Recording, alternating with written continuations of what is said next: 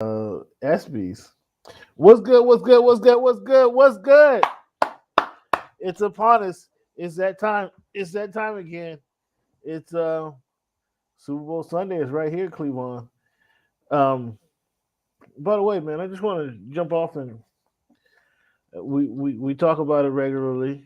We've been doing the show quite a while. I know what the weather's typically like up in the Northwest in this time of year. I just uh, well, give us a report today. Give the fans a weather report today.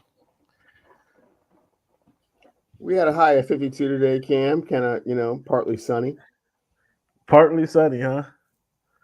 Okay, well, this it was completely sunny down here, not a cloud in the sky. We had a high of 87 degrees on February 9, 2022. Just want to let you know down here in Inglewood, California. Um, that's what it was last time I really checked this afternoon, as we overlooked the hole that is being created um, by Steve Ballmer right across the street from SoFi Stadium and the Hollywood Park facilities. Ballmer has dug the hole, has the center court already marked and labeled, had the hoops up already. They have the sound wall, 51 rows of fans, uninterrupted fans right there to shout down anybody crosstown rivals specifically in other colors than the red, white, and blue that the Clippers were wearing. So he showed it off where they're going to have their practice facility. Um, check out my YouTube page. I'm gonna show you guys a clip of it. They're gonna have the practice facility, their locker room, team offices, and whatnot. It's pretty dope. That so it was 87 degrees down there this morning. Woke up to a brisk 68 degrees. It was a little brisk. I almost needed a jacket, but when I came out of the NFL, experience, I had to take the jacket off because it was all of a sudden pretty Warm. toasty. It It's was a little warm. toasty, yeah, man. It was like felt like maybe June and July. You know how those August Global days, warming is what they call that, Cam. But uh, sure, sure. all that all that what do they call that August sun that Seattle shares? You come outside, you're like, "Oh, this feels good." But I see you got a little thick jacket on there. Yeah, again, 52 was the high today. So, partly sunny. Yeah, t-shirt. It's fine. T-shirt. I It's didn't fine. have no shorts on, but just t-shirts. But anyway, Cleveland, let's get into it, man. We got a lot to talk about. It's we got NBA trade action. Hmm. The trade deadline is tomorrow, and the NBA is not trying to give up the limelight. So we got some NBA action that we need to talk about. But most importantly, we got the Super Bowl right among us, man. Had a nice foray down there at the NFL experience for because the Super Bowl's down here, but the NFL experience is downtown Los Angeles. So I got a chance to check that out, man, and did my field goal kicks. And man, did you see how I kind of hopper extended my knee, man, in the video I said? Oh, yeah. I saw that you thought it wasn't no big thing. You watch kickers all the time and you just kind of do it. And yeah, a little bit more to it. And you were about 25 yards out. So then 50 yarders. I know you kind of can now empathize with those cats a little bit more. A little bit more, A man. little bit more. That first one, Yeah, but your kick it went through, but man, no, that would have been good from 30. my second kick would have been good from like 45. That was I got all of that one. That would have been that was a pretty good one Yeah, there. yeah. Yeah, so we was good for about 45 right there. Dolphins winning the Super Bowl, and as the time was, I had some hecklers there, and time was winding down, so we had to just kind of show them what we're capable of.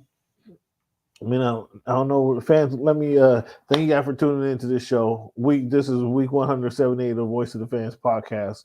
Obviously, this week, man, we're going to talk a lot about the Super Bowl from many different angles. We're going to talk about matchups. We're going to talk about prop bets. We're going to talk about coaches. Who has a better coaching over here? So we're going to get into the Super Bowl talk. We also got the NBA. Their trade deadline is tomorrow, so we're gonna have a healthy discussion on some NBA, kind of see what that thing's about. We're also gonna get to our this week in history as always, and we're gonna get a prediction out of Cleveland. He's not gonna be able to waffle and waver, and he's gonna have to put something on his pick than just mention a few words. You're gonna have some conviction behind it. We'll see how serious he is about his pick for the Super Bowl 56 champions. We'll see who they are. So Cleveland, as always, man. February 9th, 2022, week 178. We're gonna start with the number 9. When you think of the number 9, who wore that number best, or who comes to your mind first? Wow. I'm gonna say Nick the Quick Man Exo, man. Nick Van Exel. That's a good call right there. Okay. He come to your mind first? Comes to mind first, and as I'm looking, thinking through the annals of time, may have worn it the best.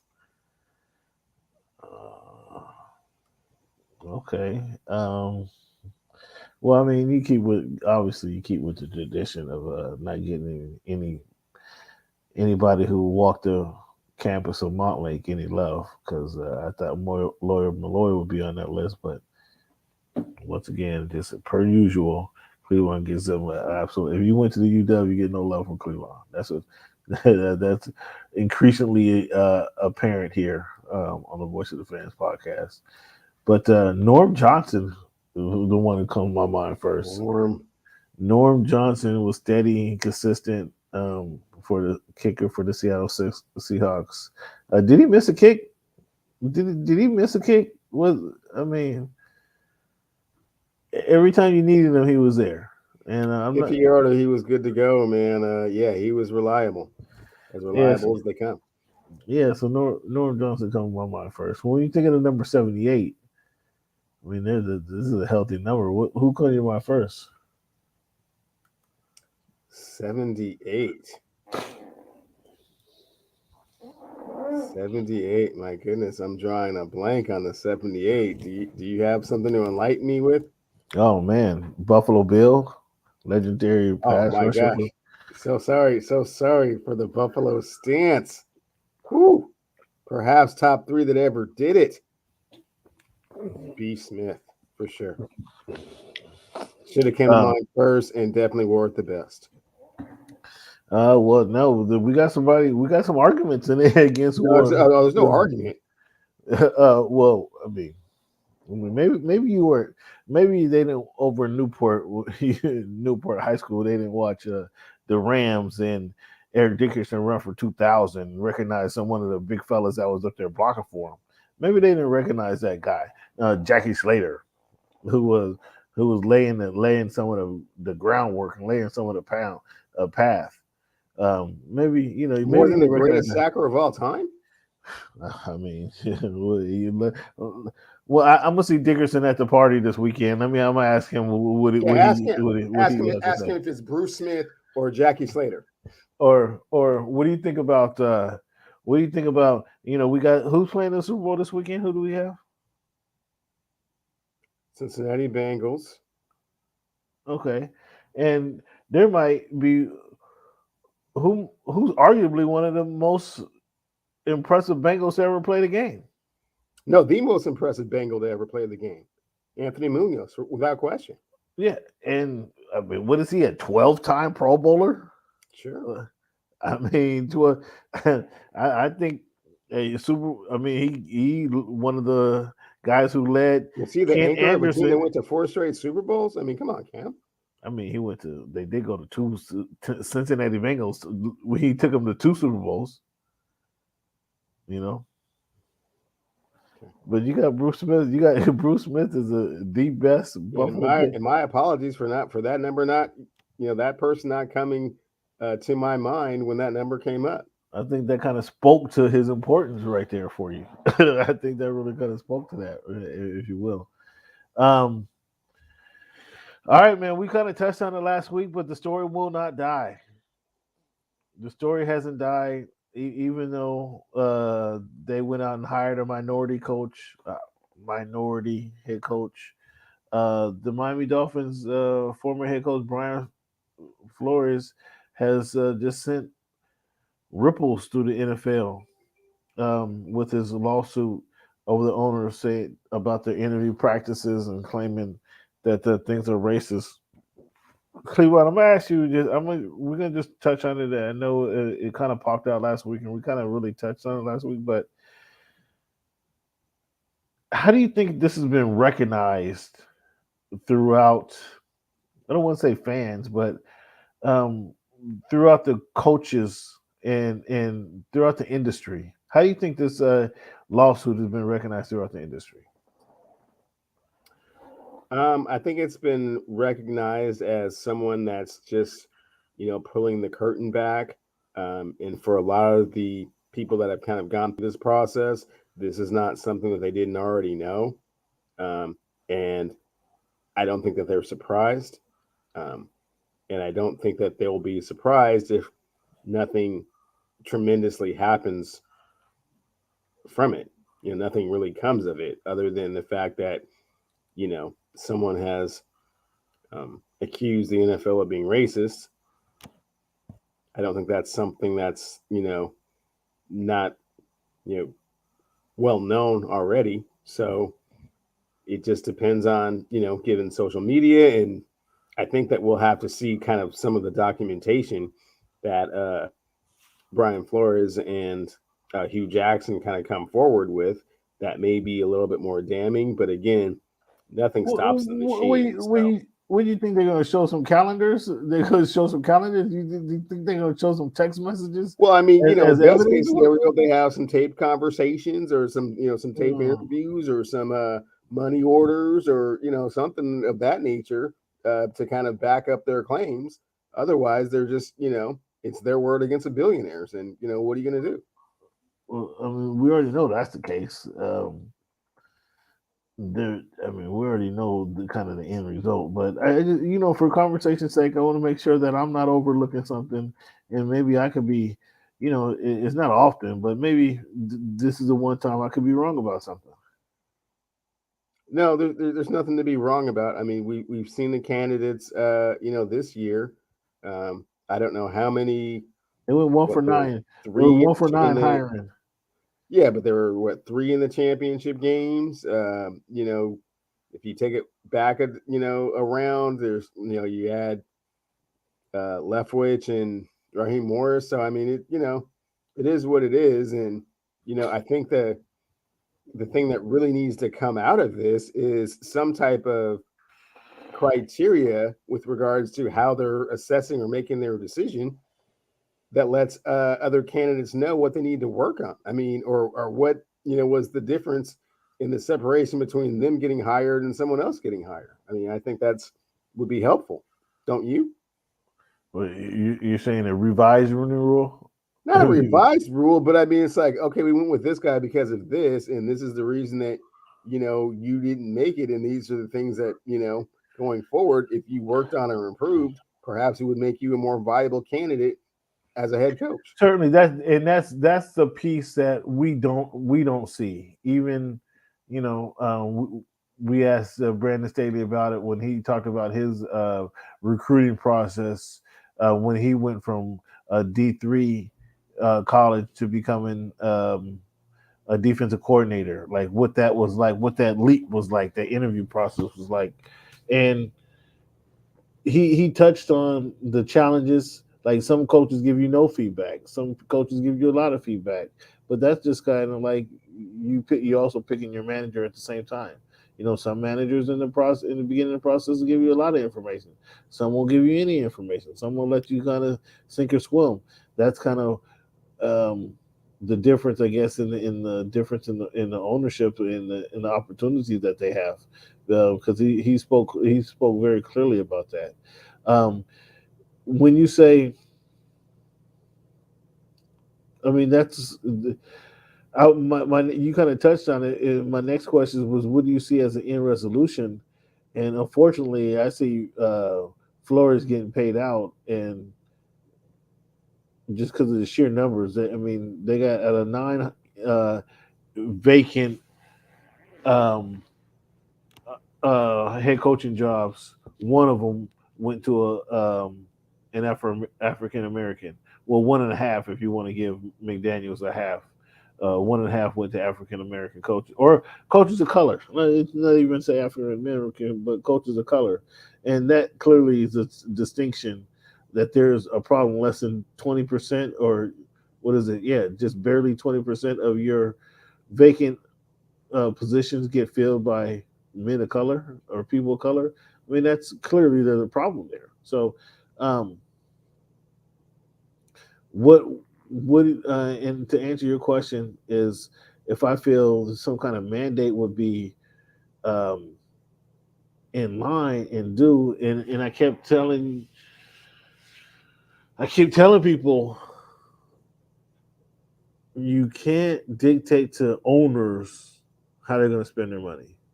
You can't dictate to owners how who they should bring in to hire to run their business. It's impossible to dictate that. It's you can't dictate that. It's impossible. Would ideally in a if all things considered equal in a good world, they would consider other people. They would look outside of their typical comfort zone and look for the best people to hire. Sure, that's ideal. That's what we would like to them do. Do they do it? Clearly, they don't. Can we mandate that they do? That was what the Rooney Rule was supposed to do. But now the Rooney Rule started in 2003. No, the Rooney Rule wasn't supposed to mandate that. The Rooney Rule was supposed to mandate that you had to at least give a minority coach an Well, that's what I opportunity mean. to interview for the That's what I position. mean. That's But kind of what. it did not mandate that they had to hire uh, a coach of color. If given the situation or the scenario and all things being equal, give the nod one way or another. It was never supposed to be affirmative action. It was never supposed to be something that um, imposed their will upon the owners. It was simply supposed to be to give the opportunity to minority candidates to interview for the position. So open But up that pool, open up that candidate base. Candidate base. Yes, I 100% agree with you. Yes, absolutely. and so with that, I mean, again, it's never been expressed what is the difference between this candidate and that candidate Well, and feedback why is you went this feedback direction is as opposed to yeah, that yeah, yeah, direction. yeah. I mean, Feedback we is can take a look critical. at, for example, we can take a look at Detroit, right? They fired Jim Caldwell for going 9-7. They have not gone 9-7 since they fired him. Right. I mean, So, but is it something that he did wrong? They wanted to take it to the next level, and every other candidate they've hired has not been able to do that. so Cleveland, Brian Flores. Unfortunately, you know this by now. He should have known this by now. You're in a position when we go to work every day, we have to, make sure our shoes are shined, make sure our shirt is extra pressed. We have less wrinkles. We can't just get up and I don't know about you. If we grab a shirt out the hamper and throw it on and go into the office, they're gonna look at you pretty strange. They're gonna look at you pretty strange. What were you thinking? And then who knows what they're gonna be thinking about you? What were you doing? Were you out too late? Blah blah blah. What's going on in your home? What's going on in your household? Et cetera, et cetera, et cetera. Next thing you know, you're called to the office because you were late and you just grabbed a shirt out of the hamper. Or somebody else may grab that same shirt in the same exact scenario. Oh, he's happy go lucky, party guy. Look at him. You look at him. Flight He, flight he, came in late. Had to fly across the country. Didn't get very much sleep. yeah, look at The it. cab was late picking them up. Yeah. He balls out. He look how committed he is. Blah blah blah blah blah. There's a difference. There's a difference that goes on when at work, Cleveland. You must know your audience. I mean, anytime you're speaking to anybody, you must know your audience, but especially at work for and I'll say people of color, you must know your audience. You must know who you But can. You this must time, Cam, know. that's not the No, no, reason that no, these no. that's not the reason that Cleveland, Cleveland. they're Listen, not listen, getting listen, listen. hired. No, no. Just listen to what I'm telling you. There's. You must know who you're talking to. You must know who you got to get along with at work. If it's not your boss has a right hand person, right hand man, woman, who's gonna be that gatekeeper. And you got to know if you don't have more power than that gatekeeper, you better be friends with that gatekeeper. And it was a relationship deal that the Dolphins could easily point to relationships. We didn't get along. He didn't like the way we run things over here.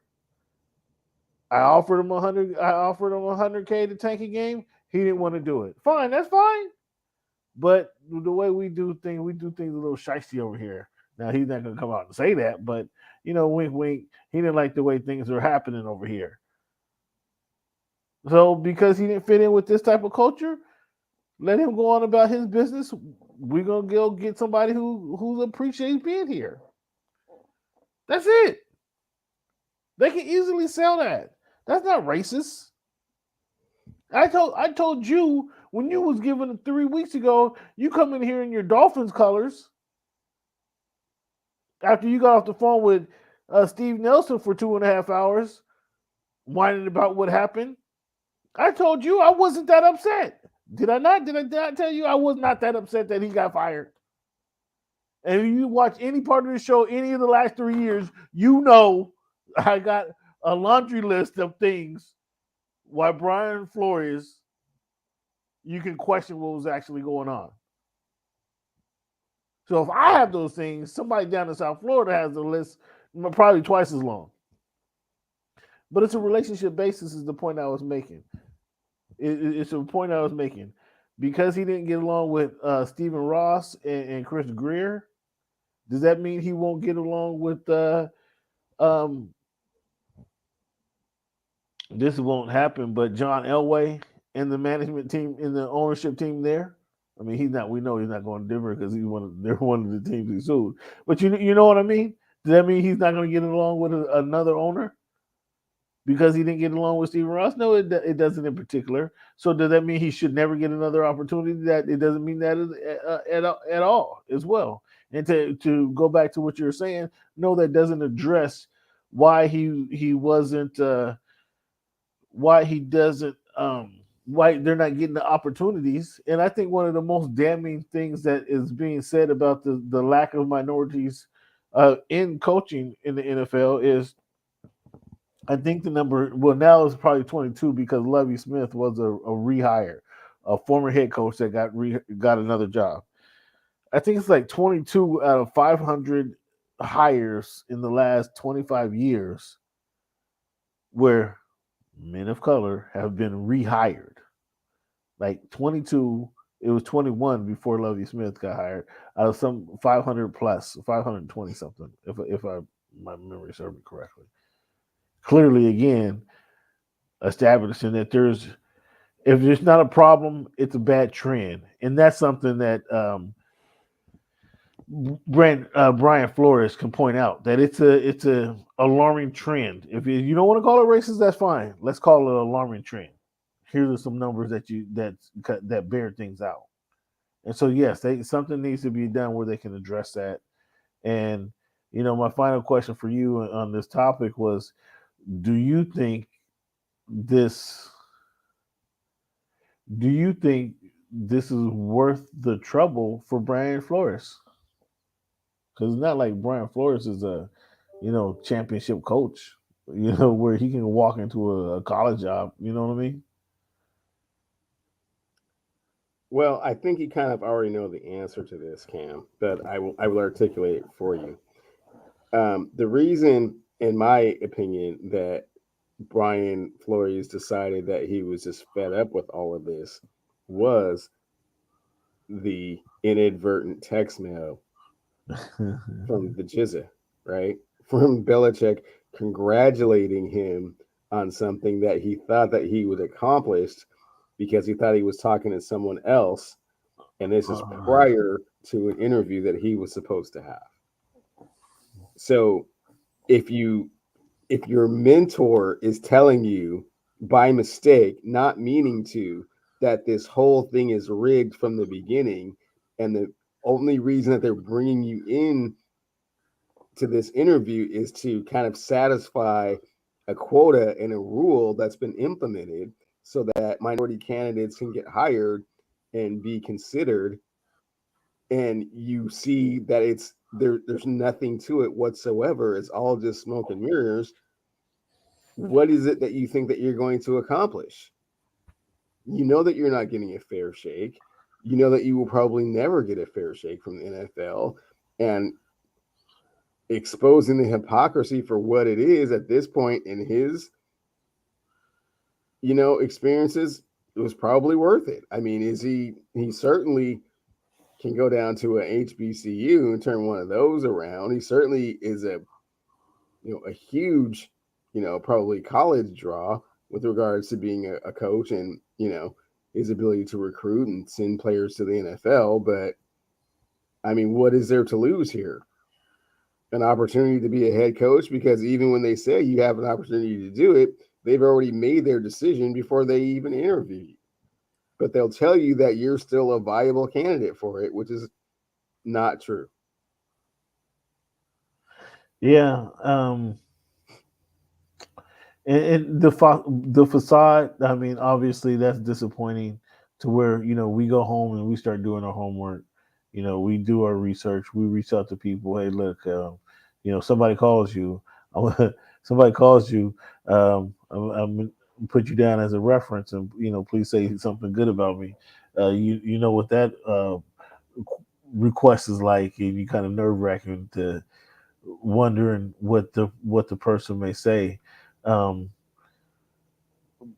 but yeah, to not even get the role just because of who you've been, the color of your skin is extremely disappointing. But sadly, that's likely the position that Flores has kind of put himself in with this lawsuit, and hopefully we'll see something different, or they'll have it'll be the Brian Flores uh, rule, where the minority coaches must get feedback. They must be obtaining feedback from the recruiting process within 48 hours, excuse me, so they can work on these things. And that's what you would like if you was in the job, in any job market. You go on an interview, you want some feedback. Let me know what I need to improve on, or what you think I need to improve on, because you can say anything actually. Exactly. And certainly when the X's and O's and the success part of the job description has already been, those boxes have already been checked. It's got And to be yeah, something else, right? And yeah, so it's not about whether you can scheme up, defenses, or have a high powered offense, or be a leader of men, or be exemplary in your character. When people like that interview for those positions and still don't get them, and they hire people that are kind of way out of the box, so to speak, without any other explanation other than that's just the way that they wanted to go. So you just have these other candidates just like laying in the weeds, not understanding what where it all went wrong. yeah. It's Yeah, that feedback is important, but then they gotta want to give you quality feedback for you to improve as well. So we'll see. We'll see what happens. Meanwhile, the Miami Dolphins went out and signed Mike McDaniel. Most recently, the San Francisco run game coordinator. Um, I'm a little concerned about this, I must say, and mainly for the same reasons I was concerned about Brian Flores getting hired. I told you what I tell you. The number one thing was about Brian Flores. The number one thing, the date of hire. I mentioned this.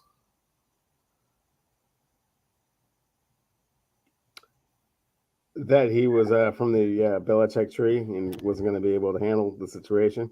No, well, he's from the Belichick tree, but Bill Belichick is the defense mastermind over there. He's the defensive coordinator. You can't get a job on the strength of you being the defensive coordinator when you got the greatest coach, defensive mind in history over there tutoring you. You can't get that job on the strength of that. You have to come and tell me something else. You can't tell me that you're gonna win a dunk contest because Michael Jordan taught you how to jump. No, you got to come. I need to see something else because that's not gonna get it done for you because you're wearing Michael Jordans today. You know what I mean?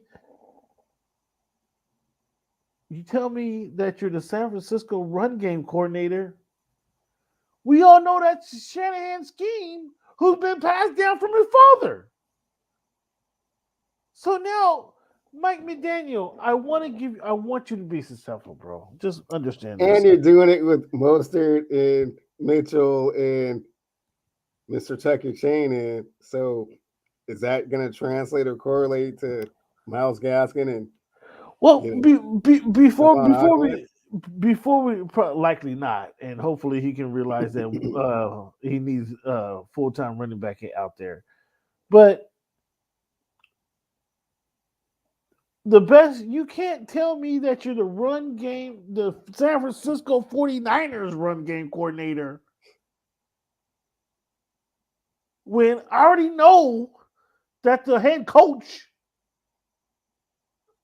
is the second in line of the lineage of one of the most productive run game schemes in all of football history.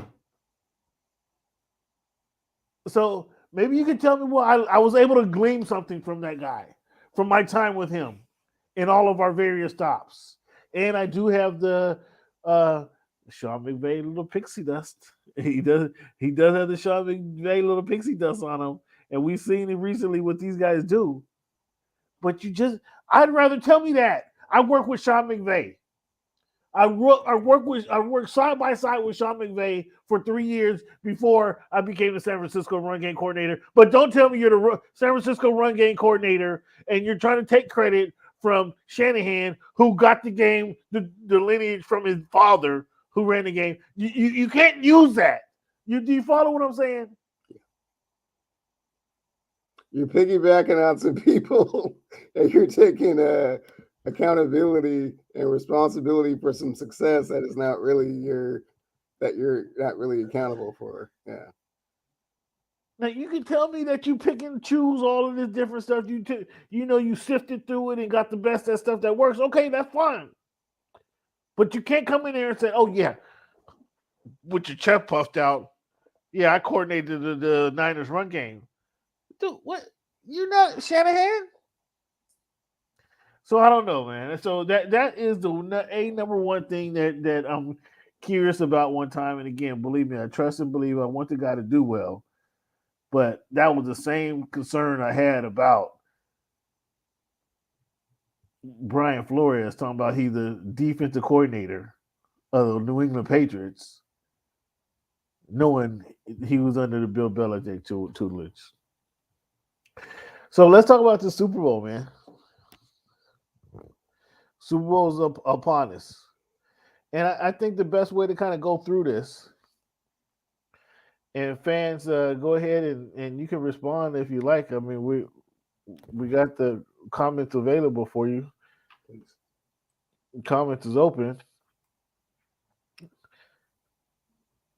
I got the quarterback in this game. Let's just go position group by position group, and you tell me who you got winning the position group. And I don't think this should be that difficult, but the quarterback, I got the Bengals winning this position group. I got more confidence in Joe Burrow, as you know. What I tried to do for Joe Burrow years ago, I got more confidence in Joe Burrow than I do in Matthew Stafford this week. How about you? Oh, you already know where I'm standing with that, Cam. Since I've been about week 15, 16, I'm going with JB, the JBs. Oh well, I'm glad you can jump aboard. Glad you're able to jump aboard. Uh, the running backs, the running back group, Joe Mixon versus Akers, Henderson. Who else do they got back there to throw at you? Those are the most notable guys. Um, I think that running back has to go to the Bengals. I'm gonna go with the Oklahoma Sooner domestic violence backfield, Don't- Mixon and Perrine. don't- oh my goodness! Hold on. He went to LSU, didn't he? And what I'm pretty sure it was a Was he a Sooner? it was Sooner. Okay. Wide receiver group. This is probably one of the toughest competitions, one of the toughest matchups. This in the defensive line is probably the toughest matchups of this group here.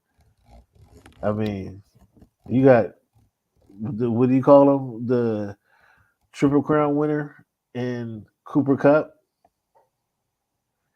and your guy, Mr. Highlight, Mr. Hollywood, Mr. Uh, Stars and Lights, Odell Beckham. But are they better than Jamar Chase, T. Higgins, Tyler Boyd? And if they had the tight end there, I mean, And he's supposed to be getting close. are I had the Bengals winning this position group. I'll go with the Bengals wide receiving core, um, over the Rams wide receiving core, and that's obviously that's saying a lot because we go. You got Cooper Cup, the Triple Crown winner, on one side, and you're going on the other side, Cooper Cup and Odell Beckham. What say you? You know, Cam, just for argument's sake, I'll give it to them guys. Just on the sake of the Triple Crown and the the body of work. Paper Chase is still a little bit young. Void's done it a couple times, and T Higgins is starting to find his groove. First year, second year for the tight end. So just on the experience and the cachet of quite possibly the MVP of the league. This season, Cooper Cup. What only two other people have ever done it, right? Sterling and Jerry. I mean, that's pretty elite company. So you put him at the tippy top of the scale, and then you know ODB has certainly done some things in this league to kind of warrant the attention. So we'll give it to him. Give him a pass on that. I mean, on Uh, stats alone, I don't know if I test Super Bowl day you feel that way, but just as far as being fair, that's kind of you know that's equating all of the factors in. Sure, you can get to him. that's showing some reverence to your brethren right there. Offensive line. I don't think either one of these offensive lines are great. Um, However, I think the Bengals are a better running. They have a better run game than the Rams do, so that essentially give me the nod there. Gives them the nod in my eyes because they have a better run game. As we know, they gave up 9 sacks um, to Tennessee a few weeks ago now. However, the Rams, I mean, with the big win on his last leg, uh, Heisen, shoot, the other guy on the other side on his last leg, they got some young guys in the middle that Cincinnati Bengals can might be able to take advantage of them. Because they have a pretty good front seven as well. The front seven doesn't rival that of the Rams, and we'll get obviously that's the next category, but they have a pretty good front seven as well. I don't think either one of these offensive line are great or um, I mean they're average to a little less than average. Both offensive line is. However, I think the Bengals have a better run game than the Rams do, led by their offensive linemen. So I give the offensive line advantage to the Bengals. And what say you, sir? I think that there's some logic to it is that you're saying, but I think given the fact that the uh, Bengals have given up double-digit sacks combined in the last two games, that liability will be a lot more of a glaring weakness in the Super Bowl. So I would kind of give the nod to the Rams. I don't think the Cincinnati Bengals will be able to take advantage of uh, the Rams' weaknesses at offensive line in the same way that the Rams will be able to take advantage of the Bengals' weaknesses offensive line. Okay, that's a good point there. So you over here being judicious in your picks here. Mm-hmm.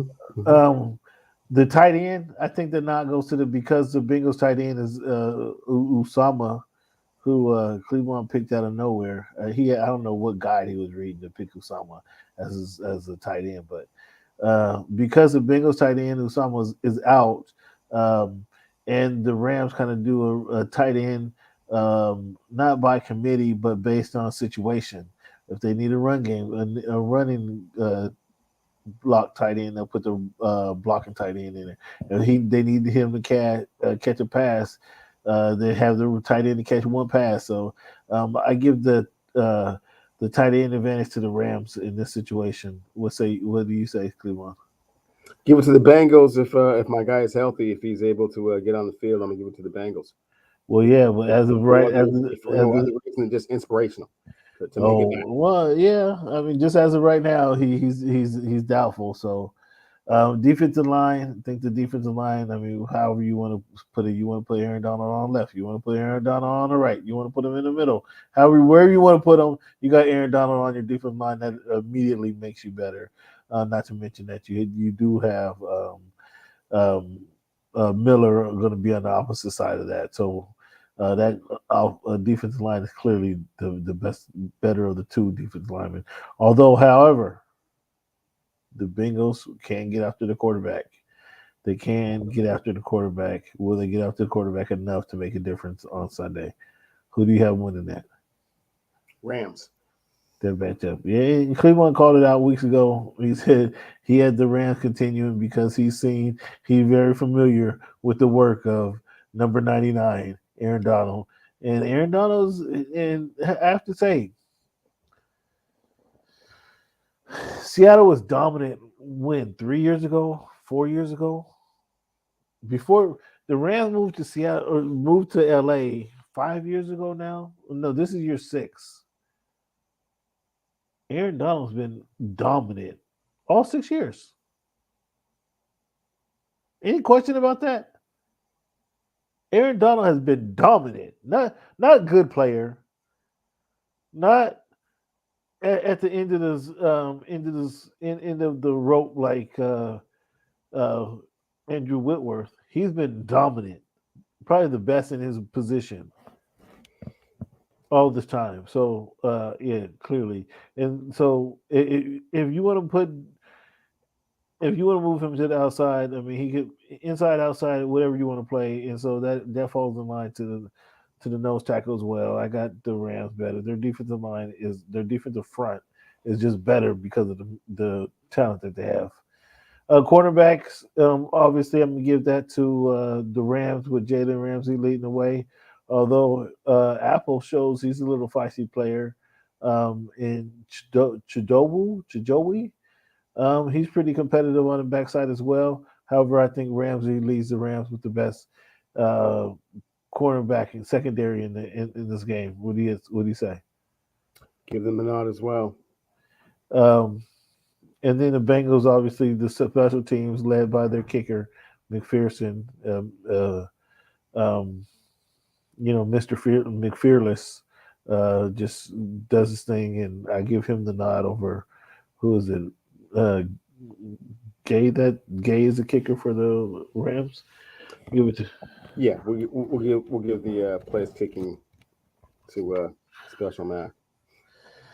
All right, man. So we gave the breakdown, and the breakdown. The only difference that we had is you said you gave the wide receiving um, advantage to the Rams, and what other advantage? I thought that was it. The wide receivers and the tight ends. You agreed. The defensive line. You agreed. The offensive line. Did you say the Rams or the? You said you moved them to the Rams. You said the offensive line had advantage Rams, right? I said the offensive line would not be as exposed by the opposing team's defensive line in the same way. So I gave the nod to the Rams. Yeah. So we'll see how things break up. Now I got some questions about the individual team fans to dig a little bit deeper in this matchup. Um, What is most impressive about Joe Burrow? What's most impressive about Joe Burrow is his leadership ability, the way people are drawn to him, and the way he responds to it. He seems to be one of those players that can get along with everyone, and everyone rallies around, and they have tremendous confidence in him. And obviously, his chemistry with the paper chase is well documented. So, I would say the intangibles more than anything. Well, I mean, yeah, I mean that's a hard answer to argue with. I still think Cleveland, what I saw years ago at LSU in that season that he had, it's really. Um, I remember watching a show where it was Bill Walsh was. It wasn't like they had the Saturday night baseball shows where the guys would talk about the baseball games and kind of diagram it, but it was Bill Walsh and his quarterback Joe Montana, and they were kind of walking through the whys of the plays. Like if we run this play and have our tight end run the out route over here, it's going to draw the safety over here. So we bring our receiver on the slot right when the safety steps up to go cover the tight end. The receiver can sneak in behind him and he's wide open on the slot route. Like he and Bill Walsh is like it should. Excuse me. It should work every time. If we run the play just like this, it should work every single time. And it was just Bill Walsh was walking us through. And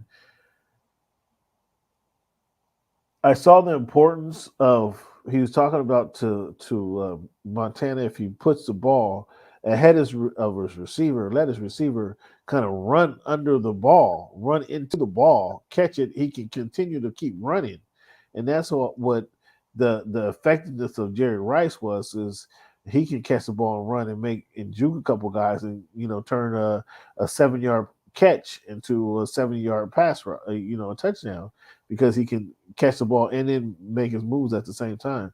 But Bill Walsh was highlighting the importance of ball placement, but putting the ball in the right place to allow Jerry Rice to do that. If you put him behind him, now Jerry Rice has to slow down and stop and turn his body around. He'll get a catch. It'll be a 7 to 9 yard catch. But if you put it in front of him, it could have been that 70 yard catch. So I kind of remember that and saw the importance of that ball placement.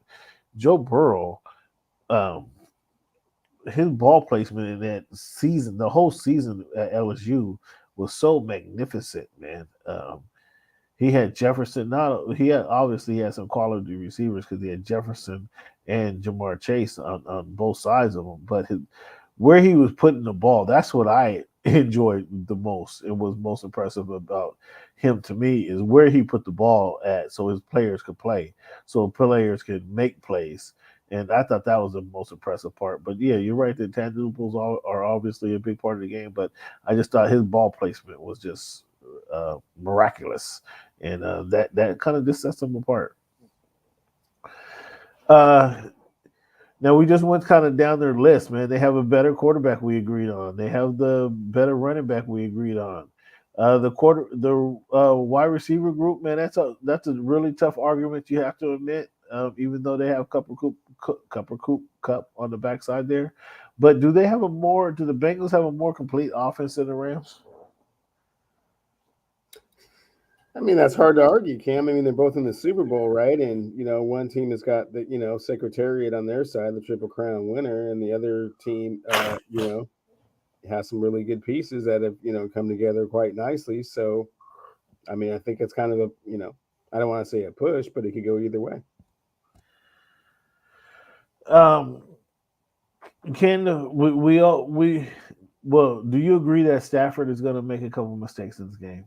He's going to give the Bengals a couple opportunities to kind of change the makeup of the game. Would you agree with that?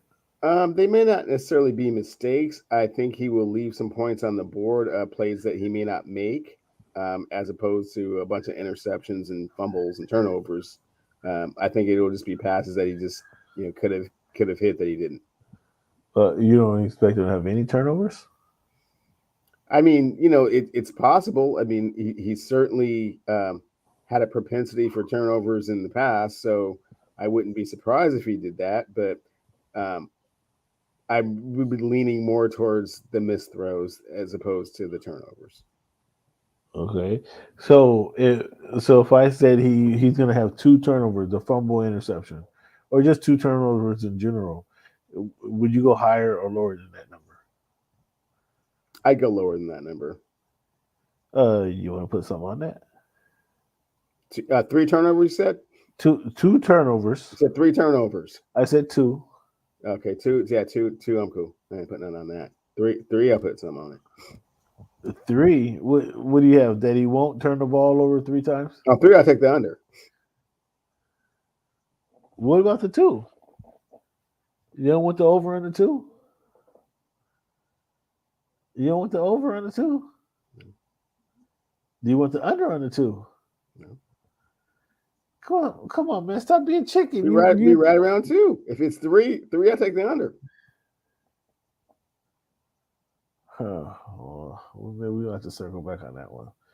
Anyway, can the Bengals defense take advantage of Stafford mistakes? Oh, for sure. In the same way that they took advantage of Mahomes' mistakes. I mean, that last throw again we were watching. I mean, I don't even know that you really call that a mistake. I think that was just a fortuitous bounce, and they were just right at the at the right place at the right time. Tyreek probably should have made that catch. So yeah, they certainly can make take advantage of Stafford miscues. Yeah. Hey, yeah. Speaking of that game, going back to this game, I do want to apologize, man, for missing the first half of that game. We did have the lockout issue. Apologize for that, but that we got to finish the game with some. Well, you guys got some drinks anyway, some healthy snacks, some of the freshest, juiciest pineapples I had in my lifetime. But I hope that made up for. 206. You're welcome.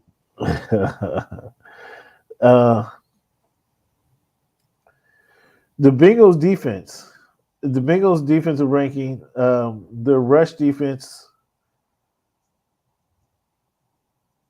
or excuse me, the advantage that they have, and when I talk about they have the running game, they have the better running game. They're fifth in rushing yards, 13th overall in yards per carry. I think that's their advantage in this game is to run the ball and try to wear out the defensive line of the Rams. The problem is when you say that, usually they have somebody like Aaron Donald that you have to who's the focus of your offense, and you run away from him. That's usually what offenses tend to do. But that means you're running right into Von Miller. And do you want to do that at this age?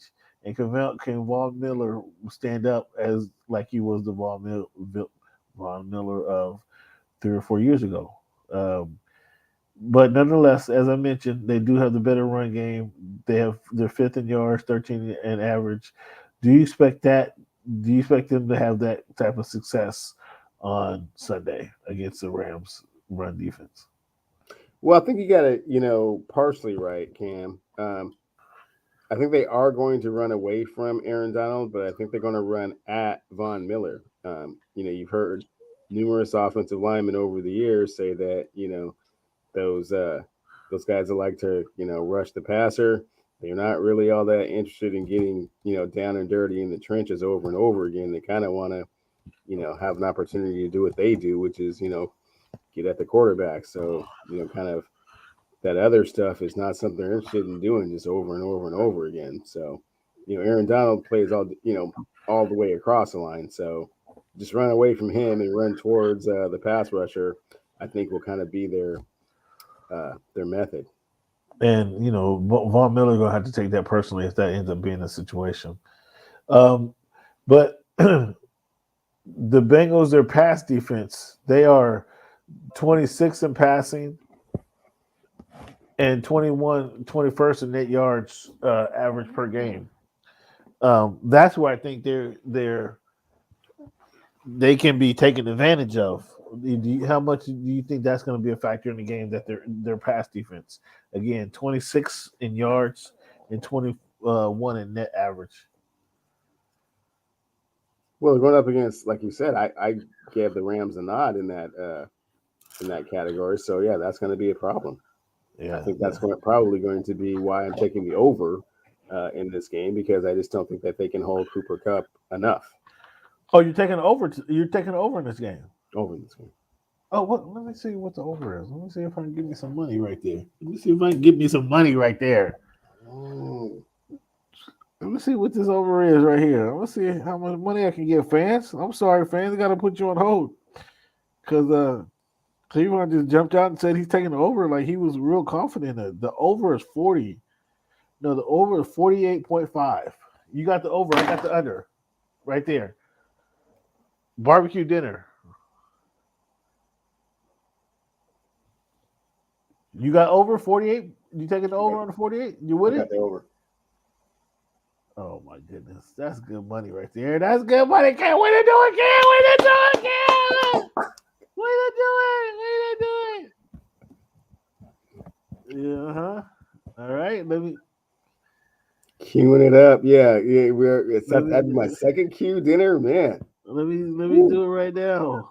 My second Q dinner. You know, Cam, what we can Super, do is yeah, we can have you just place the order, and I can just go and pick it up.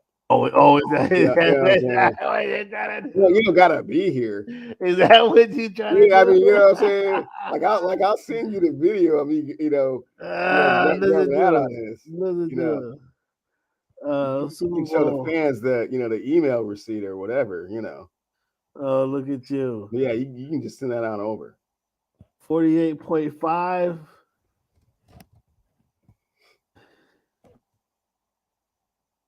I have the under for is this a barbecue? What's the name of the place now? Nobody I was Red asked Red One is one of the top 10 barbecue places in America. I had a under for nobody could tell me. I kept telling them Rainier and Genesee. Nobody could tell me what nobody understood what they were I was talking about. I was under for a barbecue dinner from Red One, Yeah, O&E, or just number one. number one. There we go, fans. There we go. There we go, right there. Ooh, yeah. You know, yeah, there we go. Come on, ticker, tick for me. Tick for me, tick for me.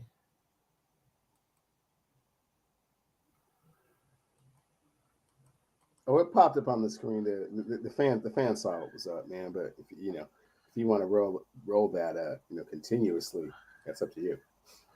Oh, there you go. Okay, throw it on there. Say that then. Okay. Yeah, there we go. Fans, that's who we do around here. That's what we do around here.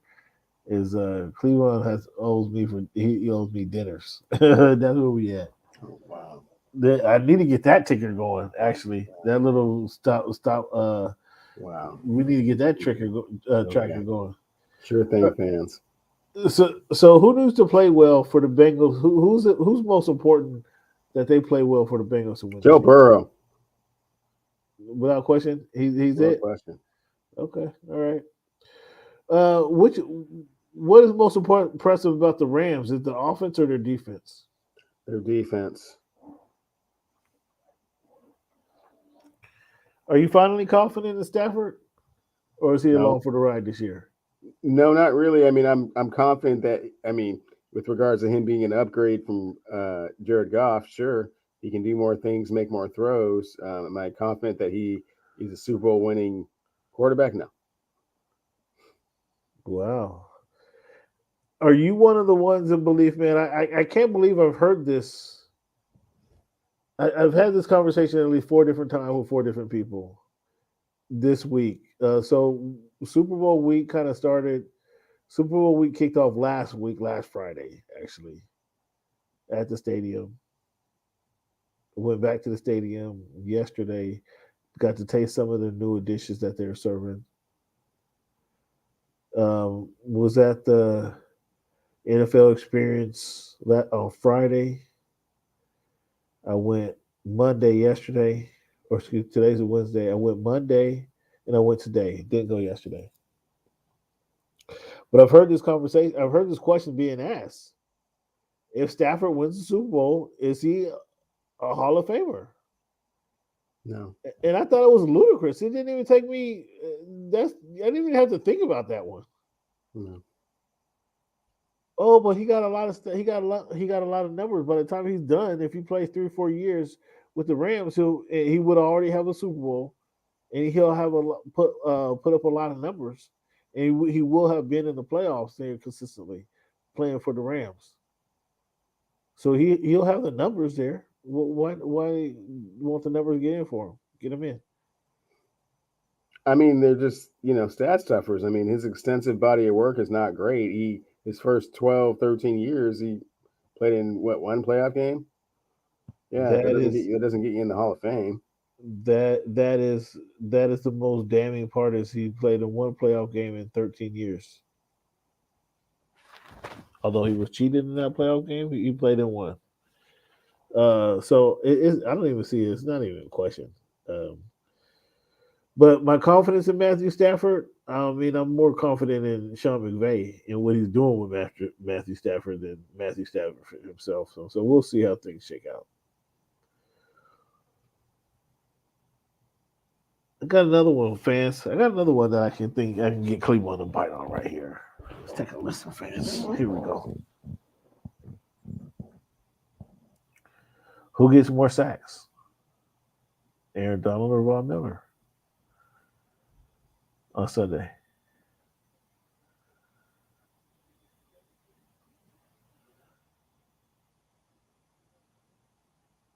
Aaron Donald gets more sacks. Did you get 3 or more sacks on Sunday? What? Three? I'll take the under.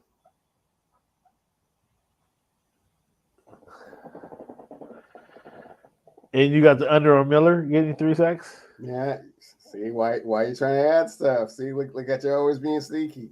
I'm just trying to get. I have the under on Aaron Donald having 3 or more sacks. I have the under. He will not have more than 3 sacks. Will the Rams have more than 3 sacks? Possibly. Well, hold on. That's a bet right there. I got the Rams having more than 3 sacks. You got the under of that under, or are you taking the over or under on the Los Angeles Rams having 3 sacks or more? No, I think that's quite possible. They could go over that. Well, that's why I was taking. That's why I was taking the over. Yeah, I agree with you. Yeah, we agree on that. That's quite possible. Oh, so you weren't confident on it. So why don't you take Aaron Donald with more than 3 sacks and over on 3 sacks? I just said I will take the under. He will get less than 3. Over. I'm saying take the over. If you have the Rams getting over, because it will be a collective effort. I mean, it will be the collapsing of the pocket. I mean, Aaron Donald's going to get there, his fair share of times, for sure. Are you confused? I'm asking you. Who do you have? No, I'm not going to take the over. I mean the under on the sacks. And no, I'm not going to take the under on the Aaron Donald sacks. No. Will the Rams have more than 5 sacks on Sunday? No. So there you go, right there. Is that how confident are you in that? Is that a dinner? Is that a bottle of wine? What is that?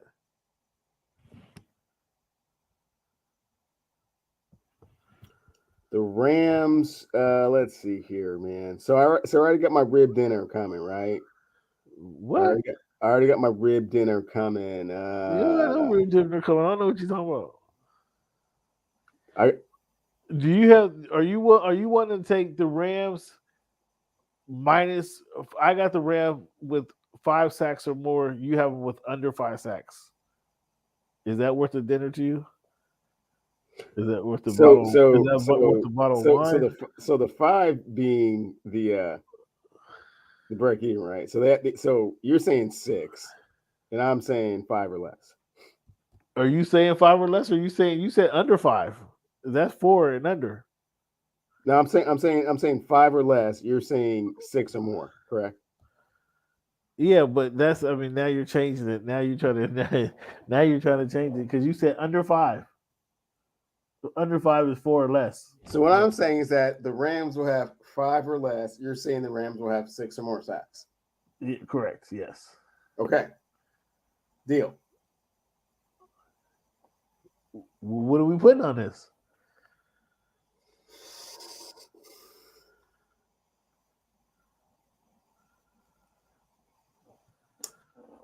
Cam. We ain't even got to the prop bets yet, but okay. I'm gonna have a healthy dessert with my rib dinner, man. Oh, listen to this. Listen to this guy. I'm gonna have a healthy dessert with my rib dinner. Let's go ahead and throw in 3 pieces of sweet potato pie with that. 3 pieces. Yeah. The pie ain't that damn good. Sweet potato is that damn good, is it? I mean, it may not be from this location. I mean, it's just gonna be 3 pieces of sweet potato pie. The Rams will have. You're betting that the Rams will have 5 sacks or less on Sunday. That's what you're betting. Correct.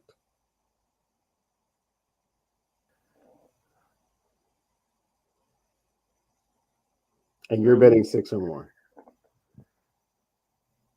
Yeah, well, I mean, I got the difference. I got the other. Okay, yeah. For Cleveland, we got to do something. We can't do the what you call it, the apple pie. What did you say? I said sweet potato, but yeah, I'll think of a nice exquisite dessert for myself to come up with. Oh, listen to him. I'm kind of leaning towards the mocha cheesecake. I mean, maybe some key lime pie. Yeah, maybe 2 slices of key lime pie.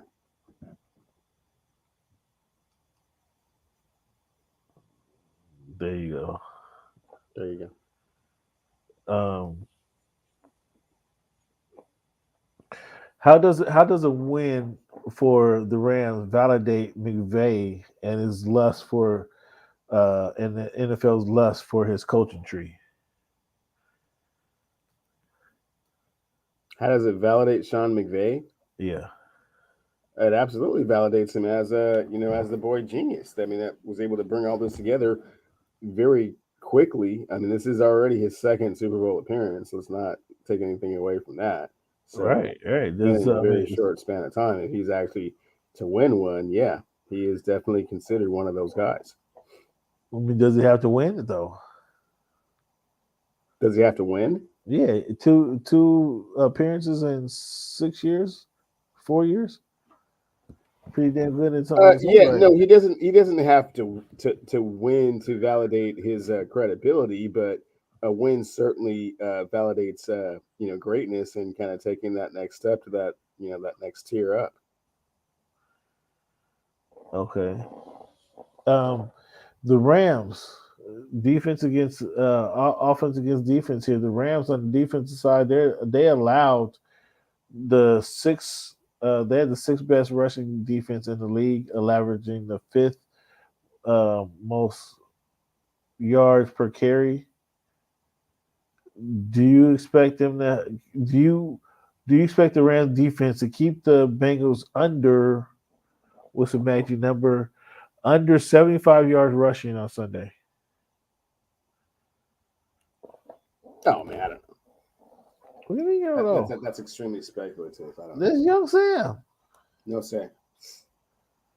Under 100 yards, Young Sam. Young Sam, do you expect the Bengals to rush for over or under 100 yards on Sunday? No. What do you mean no? I don't expect for the Bengals to rush for over 100 yards.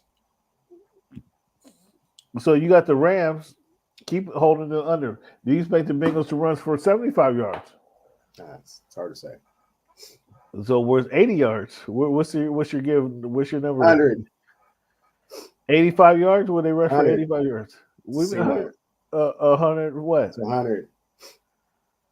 Do you expect them to run for 99 yards? Hard to say. I think they run for under 100 yards though. That would be 99. I guess 99 or less. Yeah. 98 yards or less. See, why you keep bringing the number down? I mean, I don't understand. I'm trying to figure out what the actual Brett, number is. yeah, it's 99.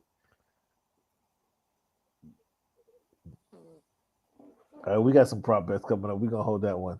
Who needs to play well for the Rams to win on Sunday? Cooper Cup. Cooper Cup is all. It's important to Cooper Cup, huh?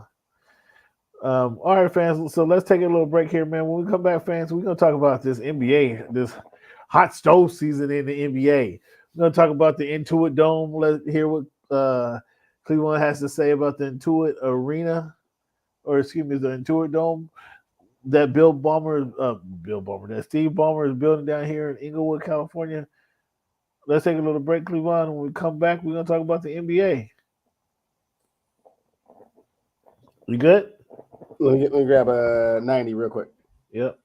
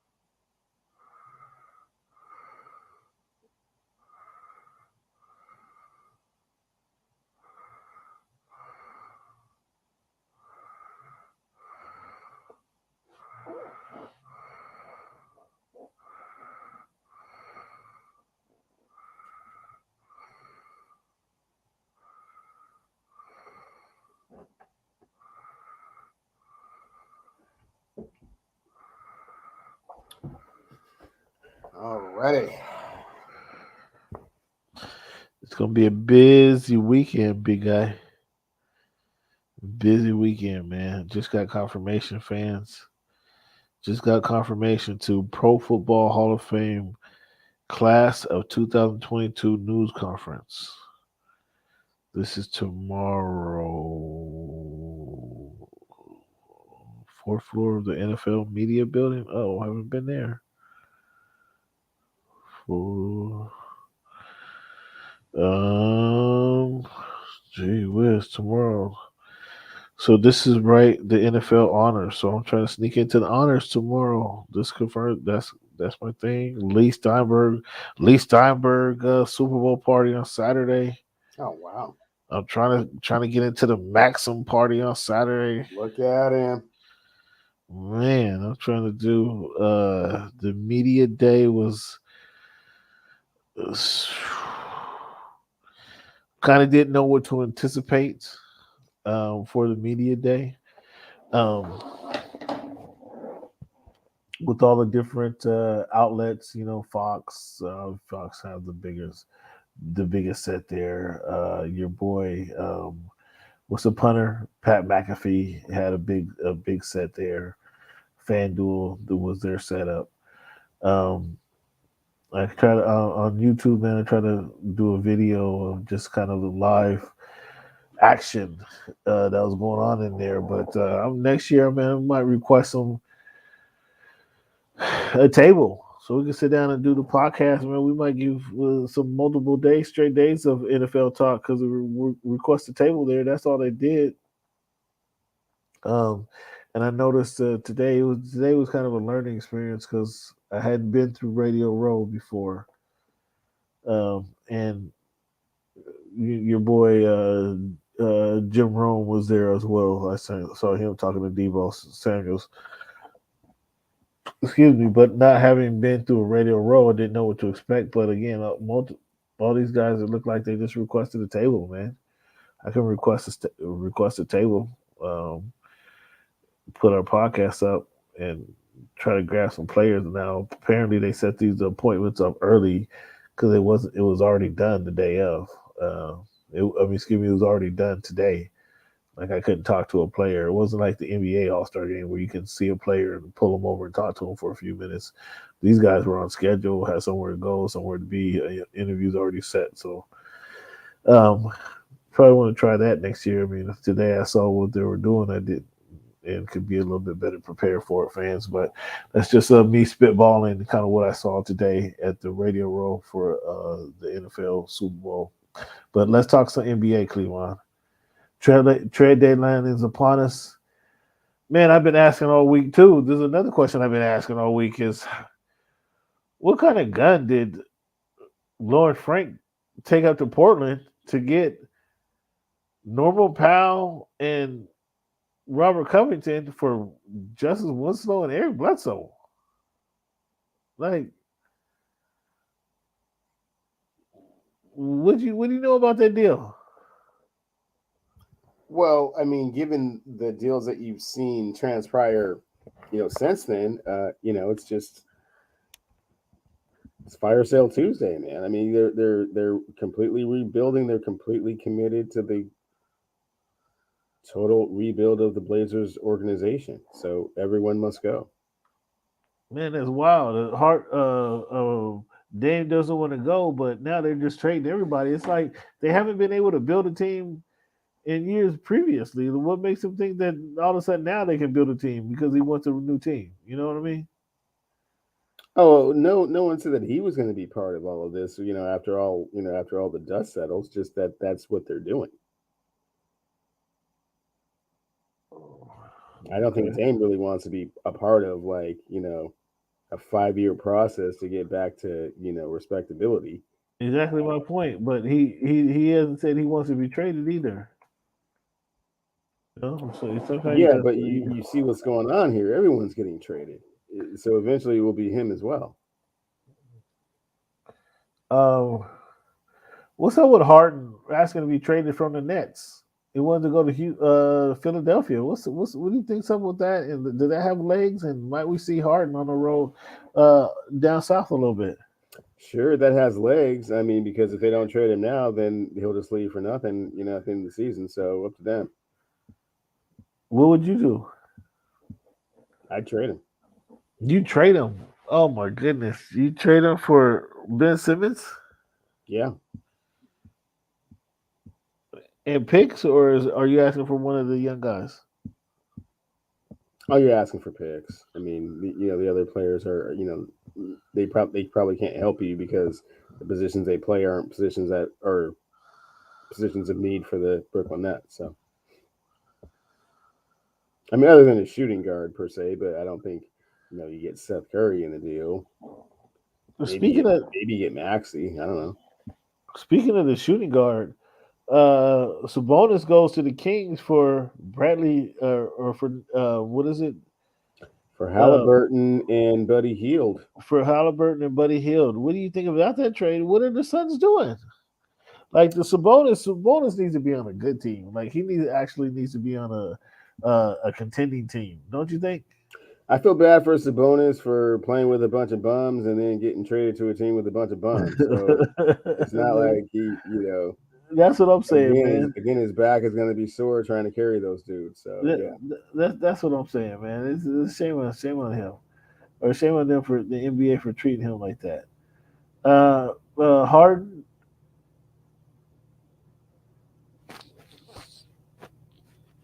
all they need to do is be healthy. I'm with KD. Yo, don't make a move. All we need is all three guys healthy, and we're gonna win this. Okay, well then stay patient then, man, and I guess when you get on the road in the playoffs and Kyrie can't play in the home games, I mean, I guess we'll just have to just do the I best mean, we we can. got some lobbyists working on things right now. So Oh, By they're going to change April, the rules around just for Kyrie. Yeah, by yeah. April, this might not even be an issue. Might not even be COVID by then. It might True. not even True be talk. COVID by then, True talk, man. But Okay. so Well, I we don't take think James Harden wants to roll the dice with that scenario. shit. James, you don't know James Harden. He rolls. He likes rolling the dice. What are you talking about? He likes being up in those what do you call it? Not the Oh no, sweatshop. that's a sure thing when you bring the honey bun up in the up in the club, yeah, and find peaches and cinnamon, yeah, Right. yeah. That's what I'm That's a saying. whole other thing. That's what That's what James likes to do. Yeah, that's what I'm saying. right. Uh, CJ McCollum traded to the Pelicans. I mean, the Blazers do get Josh Hart out of that deal, which is one of my favorite players in the league. But outside of that, I mean, what's CJ going? CJ goes from he don't go from the outhouse or from the penthouse to the outhouse, but he goes from the second floor to having his own room to now he's sharing a bunch of room with a bunch of strangers now. This ain't, you know what I'm saying? This is a lot different living now in New Orleans and with this New Orleans record. What do you think about this trade? This trade is funny because when trades like this happen, I always think of the Jimmy Jackson rule. Do you remember the Jimmy Jackson rule? What's the Jimmy Jackson rule? So Jimmy Jackson was in Phoenix, high siding, loving life in the playoffs, and they were trying to, get a couple additional pieces, try to trade him to Atlanta, and he was just like, "No, man, I'm not. I am not going there." Wow. And so that's why you have all these trades now. It's the Jimmy Jackson rule. That's why you have all these trades now, where they agree to trade you, but then they agree to just buy you out as soon as you get there. Oh Because yeah, yeah. what is the So, point of pretending like you're going to come here and play and gotcha. give us your all, right? And you're Because not Jimmy gonna be Jackson around. always said, like, "Nah, man, I'm not going there, and I'm not going to do that." So I was kind of expecting CJ to do the same thing, but I mean, CJ's been through a few things here recently, health wise, and maybe has a little bit different perspective. And what's wrong with being in the Big Easy for a couple of months? If he doesn't like it, he can pout and complain and get kicked out. Yeah, ain't nobody complaining about that a whole bunch.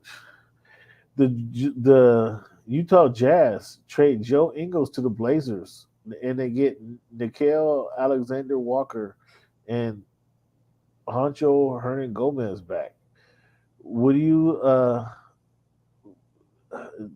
the Jazz? They've been needing to break up that Joe Ingles Bogdanovich combo for a little while now, so they finally did it. What do you think about this trade for the Jazz? And um, what do you think how Ingles fits in with the Blazers?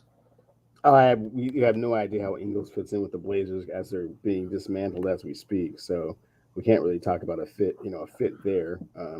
How those other players help the Jazz, not that much. Well, I disagree with you. We know what you're gonna get from Joe Ingles, man. You know you're gonna get a jump shooter. You know you're gonna get a ball handler. No, your Uh, question is not what his skill set was. How your no, question was how is he going to fit in? We yeah, don't know we what environment he would be fitting in. well we may we may not know. You're right upon that. We don't know the environment, but how will he fit in, man? I think he'll fit in seamlessly, because he can be the floor general and he can get a bucket. We've seen him create and get his own bucket, so we've seen that he's able to do that. I think he'll be a good fit up there. What's the best talent that's out there that's available? Is it Brunson, the point guard from Dallas? Is it Porzingis, the forward from Dallas? Is it Damian Lillard or is it Luis Dort? Who's the best talent out there that you make a move for?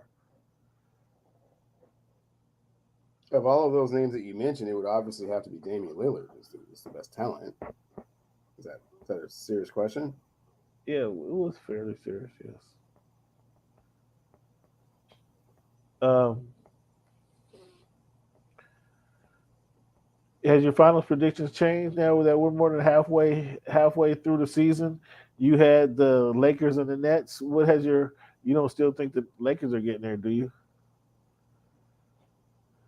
I think it's going to be the Wilt Chamberlain NBA Finals, What's that? the Golden State Warriors against the Philadelphia 76ers. Oh wow. Okay.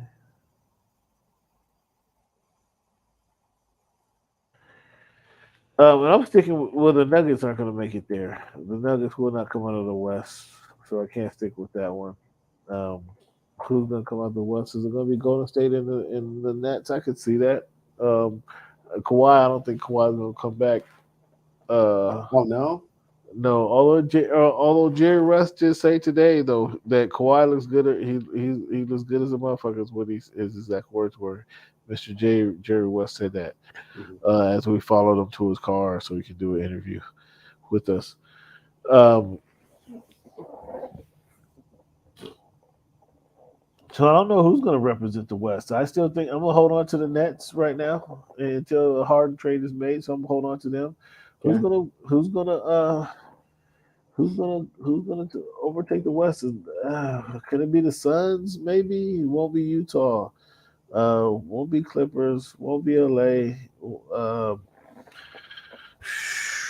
Nuggets won't be there. Suns is the Suns or Golden State. I think I'm going with Golden State.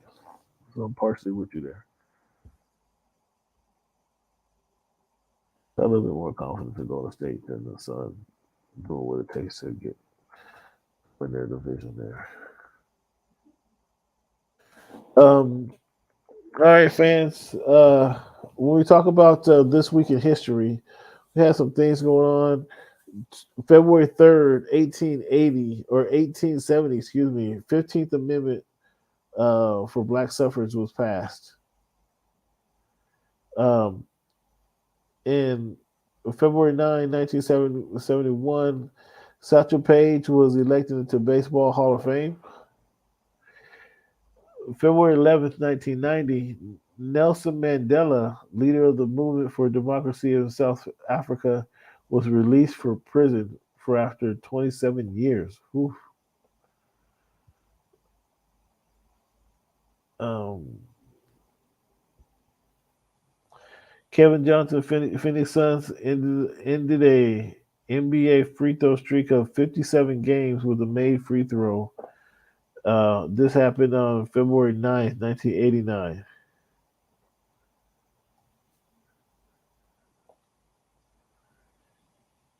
And February 9, 2009, Eric Holder becomes the first black person to be confirmed as United States Attorney General. So kudos to you, Mr. Eric Holder. Lovey Smith named the Texas HC. Um, McDaniel's named Dolphins HC. Who's going to have the better season next year? Lovey Smith or McDaniel's? McDaniel's. He's going to have a better year? Him and Tua? You think there's going to be a revival of Tua? No, I didn't say that. You said between those two coaches is going to have the better year. Okay, that's fair. Uh, Initial thoughts on the Super Bowl preparation and information that you're seeing out there?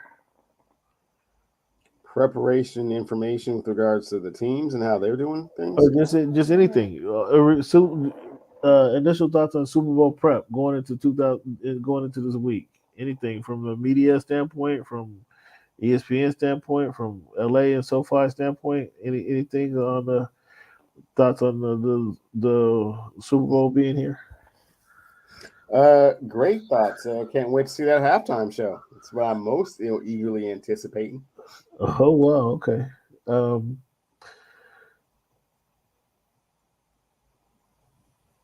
let's talk about some do's and don'ts, man. If you bring some food over, first of all, don't go over anybody's house empty handed.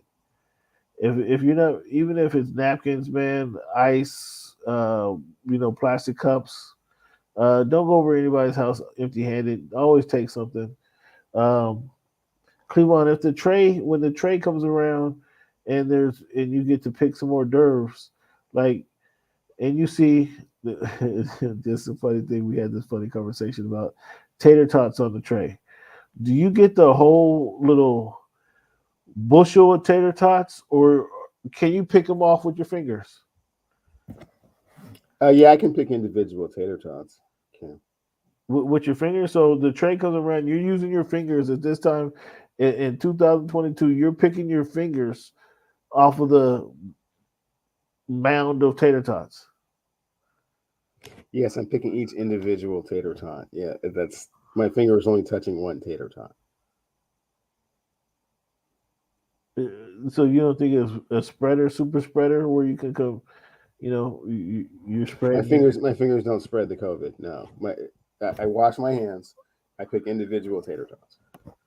Oh, okay. Well, I bring my own. I guess I could bring my own toothpick and individually, manually extract them. That'd be something. We see somebody see a woman pull a pack of toothpicks out of her purse and say, "Here you go, filling up your own plate." Um, should there be in 2022 with Omicron and the COVID-19 running around? Should there be finger foods at a Super Bowl party?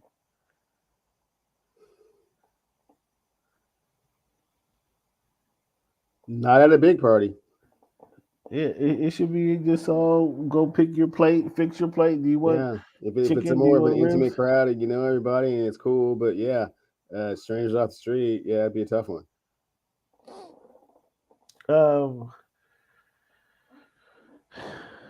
Cleveland, and what made me think about this is the situation we dealt with last week.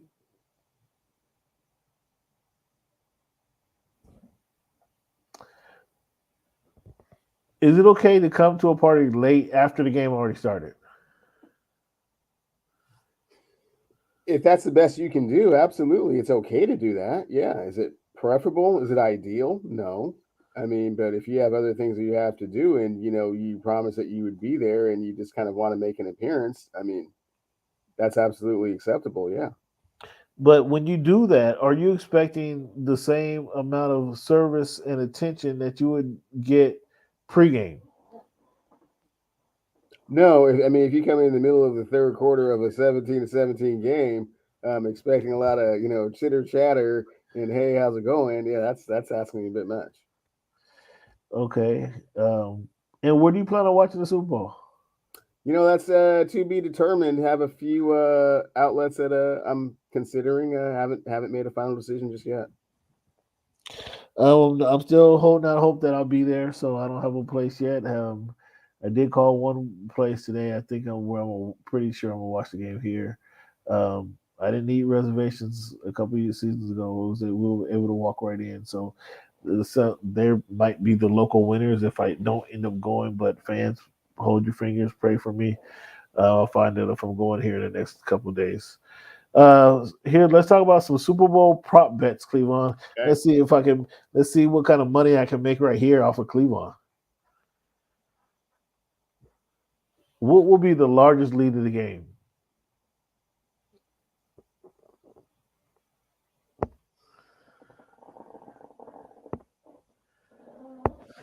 Greater than 10 points. So I have will the largest lead of the game be over or under 14.5? What's your thoughts? If I was going to wager on that, I would say under. But you don't want to wager on it because you're Yeah, chicken? I don't feel real comfortable with that one. Because you're chicken? Yep. So I'm young Sam Ross, and I'm a shrewd player. So Okay, young Sam. How many punts will be there in the game? punts, How many punts will there be in the game? 10 or more. 10 or more punts? Really? What's the score? What score do you have? 33-29. Oh, you got a close game. You got a close game, and that 33-29 is more than the over, isn't it? What's the over in this game?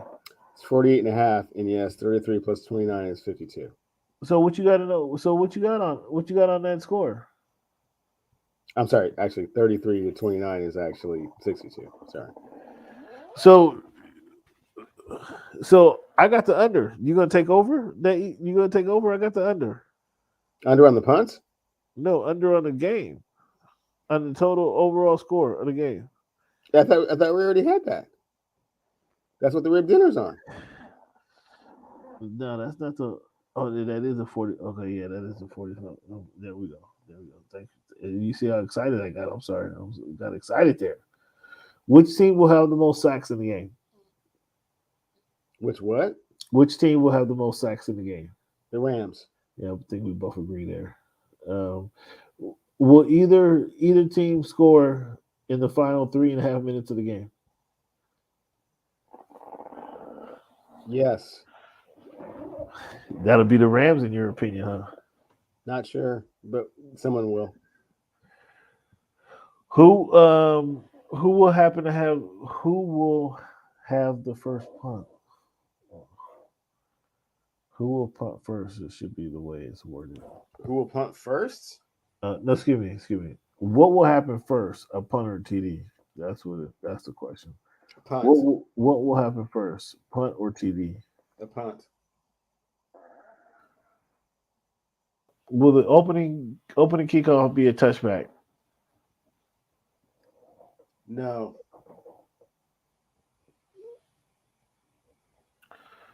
Will there be a 2-point conversion attempt in this game? Yes.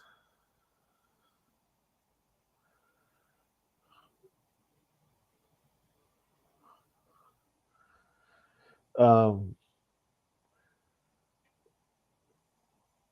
how many receptions will Rams receiver Van Jefferson have? 5 or more.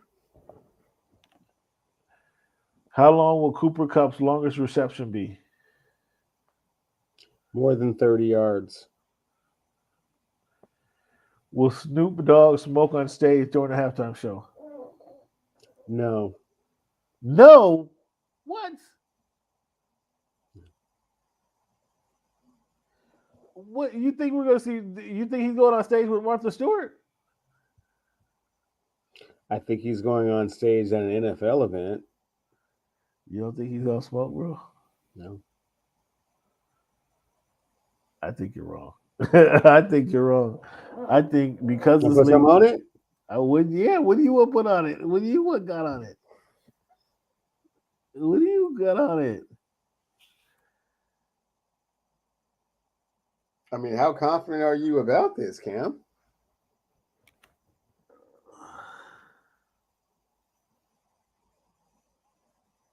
I mean, I'm very confident about it. I'm very confident about this one. Okay. I'm very confident about this one. And I like that line you used earlier. Yeah, this is for a seafood dinner. And you don't have to be there. You can just order it. You could just what do they call it? Well, you could just DoorDash it. I'll take Yeah, okay. Since we're playing that game, yeah, this local restaurant down here in the 206 called the Blue Water Bistro keeps sending me these text messages for steak and lobster dinners, man. For like maybe like $60. Yeah, I have one of those. That Snoop don't smoke on stage at Will, halftime of the will Super Bowl. Snoop, wait. Will Snoop smoke during the halftime show? Did I say on stage? I did say on stage. You Yes, I did, did. yeah. Will Snoop smoke on stage? And I say absolutely. uh, I say yes for Blue Water steak and lobster. Are there steaks any good? I don't think I have any steaks for It them. don't matter, man. It's just more meals and replenishment that I get. I got like 17 going right now. I mean, eventually I'm assuming they get taken care of. You assuming they get what? I was assuming they'll get taken care of, eventually. I mean, the list is getting pretty long, man. So, Man, cut it out, man. Cut it out. Um, let me see. Let me see. Hold on. Where we at? Where we at? Where we at? Show right there.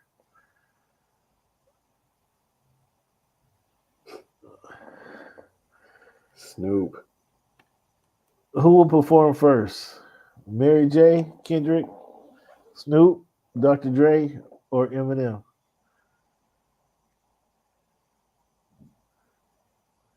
It's gonna be Mary or Kendrick,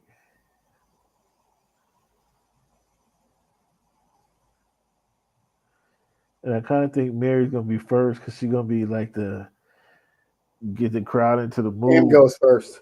Huh? M goes first. M goes first? You think he comes out first? And what, Mary's gonna close it down then? No, Hateration. Mary's like second or third.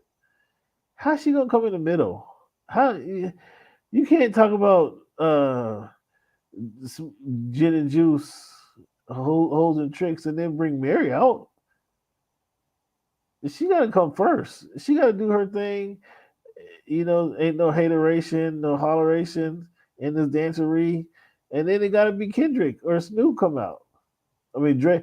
To be honest with you, Dre might be first because he's a. I mean, I don't know if you want to say. He's the weak link. Yeah, you can say it with regards to like. No. What I'm saying, he's not gonna come out rapping first, but he might be the first one on stage. Getting the music going. We're talking about performing, right? Yeah, who will perform first? Right. Yeah, M. It's not gonna be first, bro. M is obvious, arguably the showstopper of the group. They shut it down with Dre and Snoop. You know that.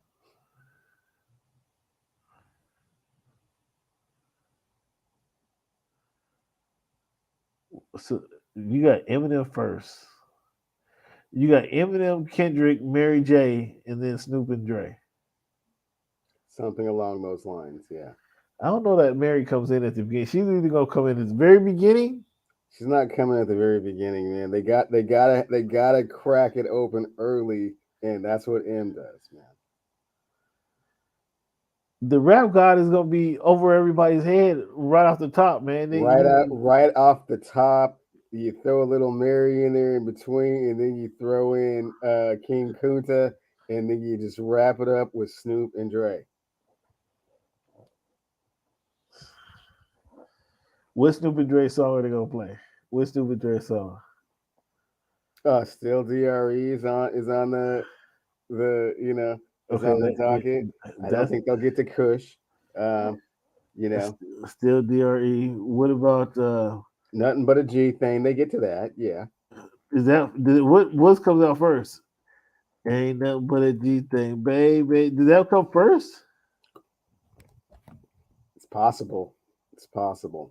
Does that come?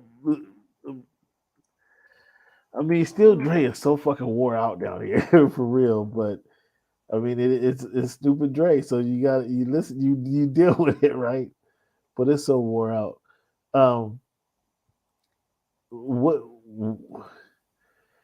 What's first? Nothing But a G Thing's first. 1, 2, 3, to the 4. Snoop Doggy Doggy Dr. Dre. That's that's first. Does Snoop do gin and juice? No, but he does. What's My Name?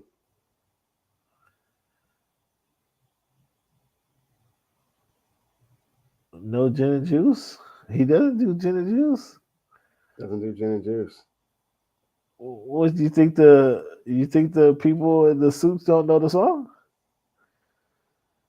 No, I'm sure. Of course, they know the song. I mean, but no, that doesn't mean that they're gonna perform it. Let me see. Just for shit again, nothing on it. No gin and juice.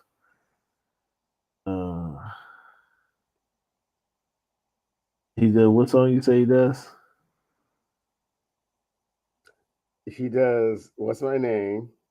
He does. Drop It Like It's Hot. What? Oh yeah.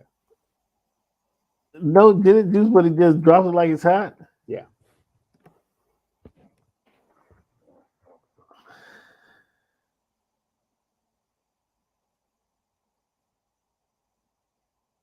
Okay. That's a Pharrell production. He probably do. I wouldn't. I don't know. Does he go stick to Dre Productions? That's a Pharrell production though.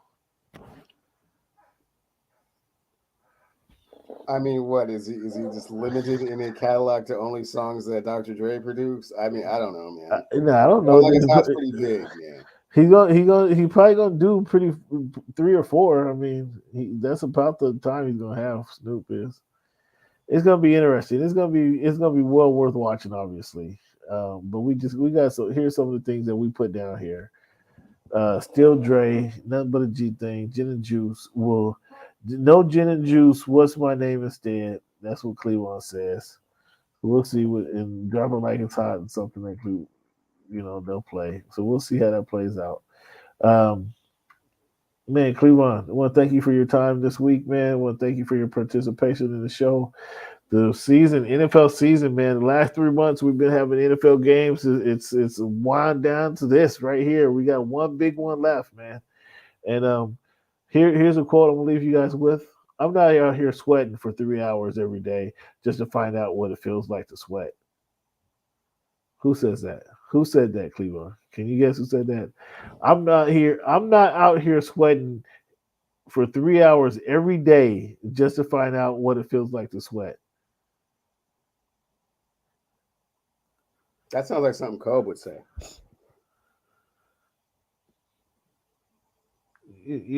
Kobe mimicked somebody. There was one person that Kobe mimicked, right? And this was the originator who said that. But I'll let you go with that then. The originator. you know the truth about it. You can't ignore the truth. I'll let you go. Who was it? Michael Jordan. Okay. Yeah. You can ignore the truth all you want to, but you know who the originator is. Oh, and fans, by the way, the JBs are going to win that game, 33-29, as I said before. Just wanted to, end the show with that. He can end the show. He can end the show with that. But my money's on the Rams pulling this out at home. He got Joe Burrow. All of a sudden, he's a Joe Burrow fan here in the last 3 weeks. And I told him 2 years ago who this kid was and why he is worth, 3 number 1 draft picks. I mentioned that to him. You did. And that was before he got Jamar Chase on his team. But yeah. Okay, but you laughed it off as if it was. It was before he got Jamar Chase on his team. Before that, it wasn't going to be all that. Oh, so is it Joe Burrow or is it Jamar Chase? Which one? It's a combination of the two. It's the combination. Come on, have some courage in your conviction. You can't tell me it's the combination. You know what I'm saying? Yeah. But you say he wasn't nothing till Jamar showed up. I didn't say that. He's in the Super Bowl year they got him though. Nonetheless, he's a great player. This should be a solid game. I'm anxious to see this game. Anxious to finish off the week, Cleveland, with this Super Bowl festivities that's happening here in Los Angeles, man. So, fans, stick with me. Stay tuned to my Twitter. Stay tuned to my YouTube page, Voice of the Fans on YouTube. Twitter is What's Good in Sport. That's What's Good, the letter in Sport. I'm going to be giving you some live footage of where I'm at so you can kind of just get some behind the scenes of what's going down. Like I say, earlier this week, I was at the NFL experience down in the LA Convention Center earlier this week. You can see my field goal kicks. Today, I was down at Media Day. You can see some behind the scenes action at Media Day. Wasn't able to talk to many of you guys or interview anyone actually, but it was to acknowledge some head nods to some guys. Saw Michael Holley, Michael Smith, chopped it up with them for a brief moment.